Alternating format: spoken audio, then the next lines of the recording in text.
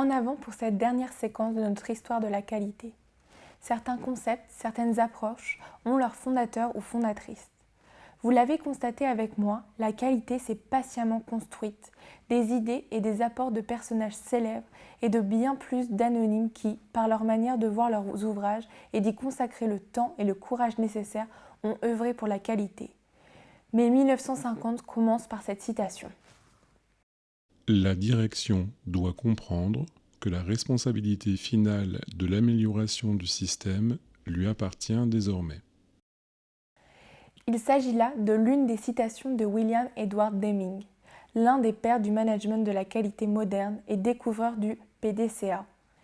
Ce dernier prodigue ses théories sur le management en tant que conseiller de l'état-major des forces alliées à Tokyo, devant le fleuron de l'industrie japonaise lors d'une première conférence en juillet 1950. Le Japon se lancera aussitôt dans une course à l'excellence et l'empereur du Japon décorera 10 ans plus tard William Edward Deming de l'Ordre du Trésor Sacré pour sa contribution à la renaissance de l'industrie japonaise. Il lui faudra attendre encore 20 ans pour que les entrepreneurs américains lui accordent du crédit et délaissent en partie le taylorisme déployé à grande échelle. Que de concepts de la qualité nés à partir de ce moment. L'implication de la direction, l'amélioration continue qui est aujourd'hui le moteur de toutes les normes de management. À partir de ce moment, tout s'accélère. Il devient difficile de tracer chaque événement fondateur au-delà des concepts précédents, mais nous allons faire encore 2 arrêts dans les années suivantes. Suivez-moi s'il vous plaît.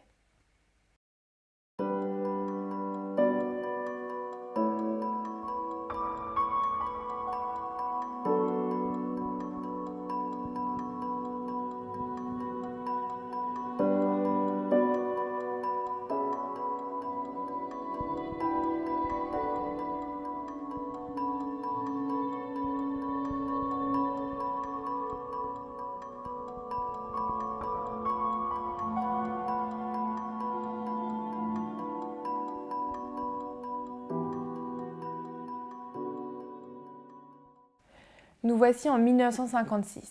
Joseph Juran, émigré roumain, installé aux États-Unis, présente les concepts de management de la qualité au Japon. Parmi ceux-ci, l'amélioration continue et le PDCA, la notion de client-fournisseur interne, le coût d'obtention de la qualité, le diagramme de Pareto et bien d'autres encore. Le succès est tel que, 2 ans plus tard, la Japanese Union of Scientists and Engineers diffuse ses propositions sur la radio nationale pendant plusieurs mois. L'équation Japon égale qualité fut gravée en ces années. Je vous invite à me suivre une dernière fois. C'est dans 4 ans, autant dire demain.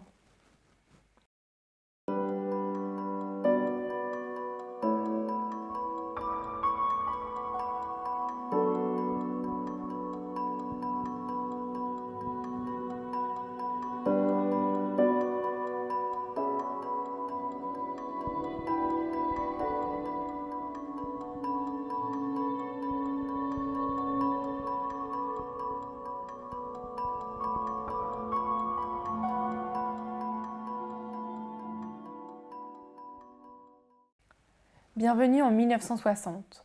Sous l'impulsion de Kaoru Ishikawa, les cercles de qualité sont lancés au Japon. Ils seront déployés en 1970 aux États-Unis, puis en 1980 en Europe. Les groupes de travail, réunions, réflexions sur un problème particulier et avec un ensemble d'outils de management de la qualité deviennent une pierre angulaire de la qualité moderne. Kaoru Ishikawa est notamment l'inventeur du diagramme de cause et effet, également appelé diagramme en arête de poisson. Alors depuis, quid de ces 60 dernières années ? Bien évidemment, de nouveaux concepts sont apparus, mais selon nous, pas aussi fondamentaux que ceux que nous avons abordés d'une manière historique, ludique.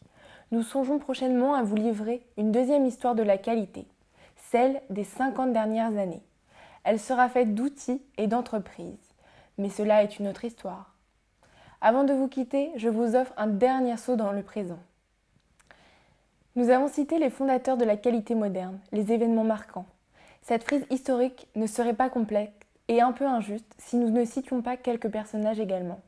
Carl Friedrich Gauss, inventeur de la loi de distribution normale. Vilfredo Pareto, inventeur de la distribution 80-20. Henri-Laurence Gantt, inventeur du diagramme de Gantt. Karol Adamiecki, inventeur de la visualisation des tâches dans le temps, avant Gantt. Shigeo Shingo, inventeur du Kanban et du SMED. Taishi Ohno, inventeur du juste à temps. Jiro Kawakita, inventeur de la méthode Kaji. Arman Valin Feigenbaum, inventeur du concept de qualité totale. Shoji Shiba, inventeur de la méthode Oshin. John Kraftschick, inventeur du Lean Management. Je vous remercie de m'avoir accompagné lors de cette saga. Si cela vous a plu, likez, partagez, abonnez-vous. J'aurai l'immense plaisir de vous retrouver régulièrement sur cette chaîne avec mes amis et de vous proposer encore de passionnantes histoires. Je vous dis à très bientôt.